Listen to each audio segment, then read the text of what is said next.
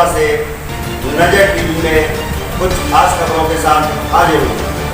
हमारी कोशिश है कि हम आप तक सच्ची खबर पहुंचाएं। तो देखते हैं आज की खास खबर। धर्म रक्षा संघ के प्रतिनिधि मंडल द्वारा छाता के उच्च अधिकारियों से मुलाकात की गई और पता लगाया गया कि ये जो चबूतरा है क्या ये वाकई मंदिर था। आइए देखते हैं चंचल थगोलिया की ये रिपोर्ट। अध्यक्ष जी, आज क्या कार्यक्रम रहा? आज धर्म रक्षा संघ की ओर से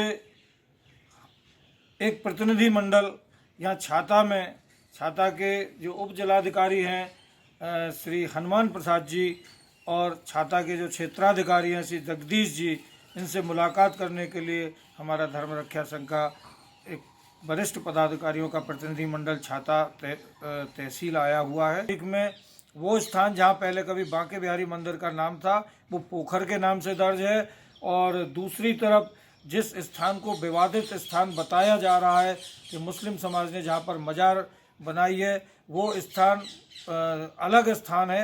वो स्थान वो वाला नहीं है जिसको बांके बिहारी मंदिर बताया जा रहा है। फिर भी क्योंकि वहाँ पर एक पुराना चबूतरा है तो हमारी एसडीएम साहब से बात हुई है कि वो एक जांच का विषय ज़रूर है कि पुरातत्व विभाग अगर पूरी तरीके से जांच करे तो ये पता चल सकता है कि क्या वहाँ भी कभी कोई मंदिर रहा है।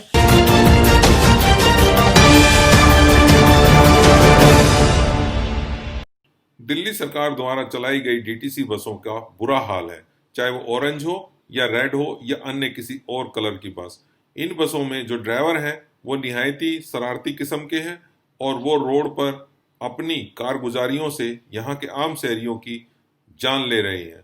ऐसी ही 2 घटनाएं नजर टीवी आपके सामने लाया है और उम्मीद करता है कि ट्रांसपोर्ट मिनिस्टर दिल्ली सरकार इस न्यूज को देखकर उन दोनों बसों के ड्राइवरों और कंडक्टर और सिविल डिफेंस के कर्मचारियों के खिलाफ सख्त कार्रवाई करेंगे। आइए देखते हैं ये दोनों ही दुख भरी न्यूज। साइड मार दी, ऊपर से पुटता कर लिया, अब कुछ हो गया तो देखना ये एक समझ के बस वाले मार रहे हैं क्या भाई था, देखना आप खुद देख लो। कहाँ से आ रहे हो आप? गुड़गांव जा रहा था। क्या क्या हुआ था?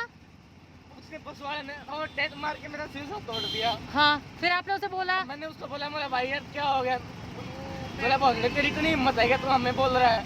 हाँ। ये बोला हम दिल्ली वाले हैं। अच्छा, दिल्ली वाले हैं। 99 90 91 हाँ 36 10। ठीक है भैया। आपका मनदीप शर्मा, गुड़गांव का हूँ जी।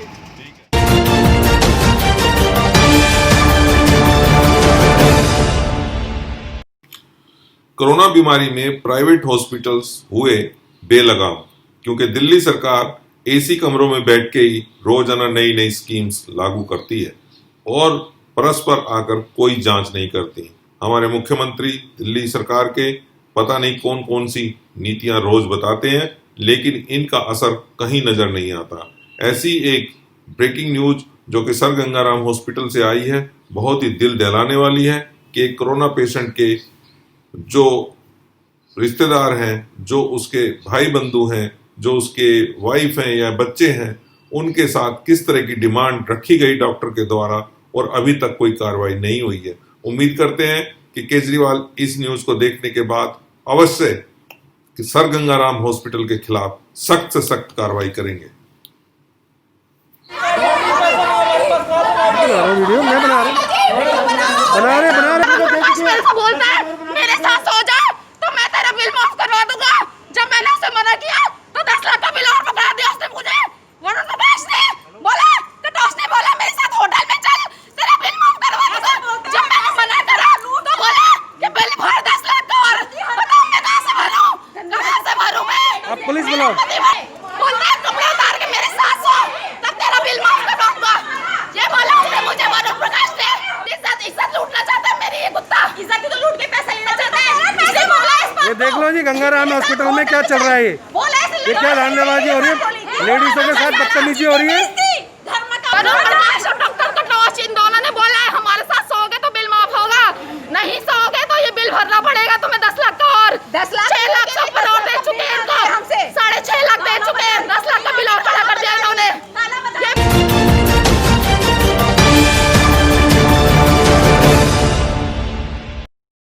अखिल भारतीय मजदूर परिषद की एक सभा एक वार्ड में हुई जिसमें नकली भर्ती के खिलाफ काफी रोष व्यक्त किया गया और वहां जो उपस्थित साथीगण थे उनको सम्मानित भी किया गया, क्योंकि कोरोना जैसी महामारी में ये सफाई कर्मचारी बड़ा अच्छा कार्य कर रहे थे। साथियों, इस वक्त 2013 से नकली भर्ती की भरमार है और इस भर्ती को रोकने के लिए अखिल भारतीय मजदूर परिषद एक बड़ी मुहिम चला रही है ताकि भ्रष्टाचारी जेल में जाए। आइए सुनते हैं प्रदेश अध्यक्ष ने क्या कहा। हमारे राष्ट्रीय अध्यक्ष एस.के. चौधरी जी एवं न्यूज डायरेक्टर नजर टीवी, हमारा एक ही मिशन है कि निगम से भ्रष्टाचार को दूर करना। हमारे राष्ट्रीय अध्यक्ष जी हैं, वो भी यही समझाते हैं। आपने वो दिन भी याद होगा जब टाउन हॉल के ऊपर ऐसा प्रदर्शन कभी नहीं हुआ, जब निजीकरण की बात आ रही थी तो टाउन हॉल का घेराव किया था। तो एस.के. चौधरी जी, आप लोग छाया पकड़ रहे थे, लेकिन एस.के. चौधरी जी बहन बेटियों के साथ धूप में खड़े हुए, इसीलिए एक आवाज भी इतना आदमी इकट्ठा होता है। अब मैं अपने राष्ट्रीय अध्यक्ष जी से अनुरोध करूंगा कि वो सवाल का मैं हार्दिक अभिनंदन करता हूं, क्योंकि बिना ईमानदारी के कोई भी संगठन, चाहे संगठन हो, परिवार हो, रिश्तेदारी हो, भाईचारा हो, नौकरी हो, वो सहन या आगे तक नहीं बढ़ती पूर्ण रूप से। जो लोग हेरा फेरी करते हैं वो शॉर्ट पीरियड के लिए करते हैं, थोड़े दिन के लिए करते हैं और उसके बाद फिर वो धीरे धीरे खत्म होते हुए चले जाते हैं। ये जो आपका संगठन है जो आज 25-30 साल के करीबन हो गए हैं, ये इसीलिए जिंदा है क्योंकि इसमें ईमानदारी हमने बरती है। तो उसका रीजन यही है कि आप लोगों को भी जागते रहना है। अत्याचार अपना करे या बाहर का करे, अत्याचार सहन नहीं होगा। अभी नहीं है कि आप लोगों की पोस्टों को कौन बेच के खा रहा है और वो करोड़पति हो रहे हैं, उनमें नेता भी है, अफसर भी है। उनको जड़ से हमने हटाना है, तभी आपके हमारे बच्चे नई भर्ती में लगेंगे। अगर हम उनको नहीं हटा पाए तो ना तो हम पक्के होंगे। क्यों नहीं हो रहे पक्के आप लोग? क्योंकि आप लोगों के पास लाख, 1.5 लाख, 2 लाख रुपए नहीं है उनको रिश्वत देने के लिए, और वो रिश्वत दे के नकली आदमी को लगा रहे, उसको पक्का भी करा देते हैं। मेरे पास यहां तक सूचना आ गई है उसके रोस्टर भी नकली बनने लग गए हैं। पता नहीं क्या क्या नकली बनाते हैं। और आप बंदा लगा 2008 में और 1994 से हाजिरी बना के पैसा निकाला जा रहा है। कई जोन्स की मेरे पास रिपोर्ट है, वो भी हम खोलने जा रहे हैं। ये रीजन यही है कि नई भर्ती नहीं हो पाती। यही रीजन है कि आप लोग पक्के नहीं हो पाते। पैसे वाला आदमी पक्का हो जाता है, बिना पैसे वाला लटका रह जाता है। 94, 96, 98 के लोग आज भी कच्चे हैं। वो वही लोग कच्चे रह गए जिन बेचारों के पास पैसे नहीं है। 12,000 में वो अपने बच्चों को खिलाए या पक्के करने के, और कर्जा ले आए तो उनका कोई नकली नेता खा जाता है 30-40 हजार रुपए। जनता दरबार में नजर टीवी ये बात पहुंचाना चाहता है कि ये लोग हमें कितना भी धमका लें, कितना भी हमें बदनाम करने की कोशिश करें, लेकिन जनहित में हम भ्रष्टाचार का खुलासा करते रहेंगे। क्योंकि सुनील कुमार, विजय चौहान और अन्य इन जैसे कई नेता और अफसर कोशिश कर रहे हैं कि नजर टीवी को बदनाम किया जाए, लेकिन हम सच्चाई के पथ से हटेंगे नहीं। कुछ लोग जो 1-2 मर्डर कर चुके हैं, पार्कों पे कब्जा करके अखाड़ा बनाया हुआ है और अपने आप को पहलवान कहते हैं, वो चाल चल रहे हैं कि नजर टीवी को बदनाम किया जाए। वो घिनौनी हरकतों से हम पर काबिज नहीं हो सकते।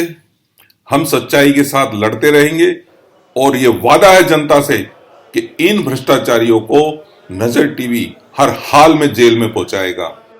ये जो स्क्रीन पर आप देख रहे हैं, ये एक आईपीएस ऑफिसर है और इस वक्त डिप्टी कमिश्नर नरेला जोन है। नजर टीवी ने इनको सभी प्रूफ दे दिए हैं भ्रष्टाचारियों के। हम देख रहे हैं कि ये जो आईपीएस यहाँ डिप्टी कमिश्नर का पदभार संभाले हुए हैं, ये कितनी सच्चाई से इन भ्रष्टाचारियों के खिलाफ एक्शन लेते हैं। यदि ये एक्शन नहीं लेंगे तो इनके ऊपर भी अधिकारी बैठे हैं, इससे आगे भी कई चीजें हैं। हम लेकिन किसी भी हालत में भ्रष्टाचारियों को नहीं छोड़ेंगे। डीसी साहब, इस बात को आप ध्यान में रख लें। और चीज साथियों, जो इन्होंने चाल चली, जैसे ही चाल चलने वाले बच्चे के खिलाफ यह मामला आया, उसने तुरंत ही हमसे बिना पूछे एक वीडियो बना के, ऑडियो बना के जनता में सर्कुलेट किया कि नजर टीवी वास्तविक क्या है। आइए सुनते हैं नितिन राठी की ये रिकॉर्डिंग। नमस्कार, मैं नितिन कुमार बात कर रहा हूँ।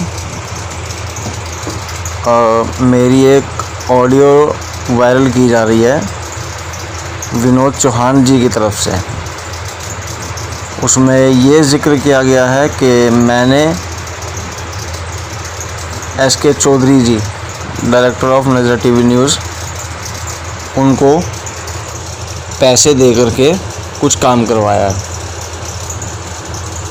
तो ये जो पैसों का मामला है और जो विनोद जी ने जो मेरी ऑडियो वायरल करी है मेरे ख़िलाफ़ और नज़र टीवी न्यूज़ के ख़िलाफ़, ये सब फेक है, अफवाह है। और ना ही मैंने SK चौधरी जी को कोई पैसा दिया है कोई काम कराने के लिए, और ना ही कुछ पैसों के लेन देन के बारे में कुछ विषय में उसके कोई बात हुई है हमारी। ये जो बातें जो चल रही हैं विनोद चौहान जी की तरफ से, ये सिर्फ़ और सिर्फ एक अफवाह है, मुझे बदनाम करने के लिए, नज़र टीवी न्यूज़ चैनल को बदनाम करने के लिए और SK चौधरी जी को बदनाम करने के लिए। तो सिर्फ़ और सिर्फ मेरी यही आपसे हाथ जोड़ करके प्रार्थना है, ऐसी गलत अफवाहों पर ना जाएं। और मैं विनोद चौहान जी से रिक्वेस्ट करूंगा कि ऐसी झूठी अफवाहें ना फैलाएं। जो सच है वो सच रखे सामने, और किसी को बदनाम करने से किसी का कोई भला नहीं हुआ है और ना ही कभी होगा। मैं फिर दोबारा एक बार रिपीट करूँगा कि ऐसे किसी को बदनाम करने से कि ना ही किसी का भला हुआ है और ना ही किसी का भला होगा। मैं ना ही SK चौधरी जी को पैसे दिए हैं, ना ही कुछ इस विषय में बात हुई है। सिर्फ़ और सिर्फ ये फेक ऑडियो है, फेक अफवाह है। ये जो रिकॉर्डिंग है ये सब झूठी है। धन्यवाद। मैं आपका छोटा भाई नितिन। न्यूज के अंत में मैं एक बात स्पष्ट शब्दों में कह देना चाहता हूं, सभी कर्मचारियों से जो MCD के हैं, जो डैम्स में काम करते हैं, ज्यादातर सफाई कर्मचारी से संबंधित वो कर्मचारी हैं।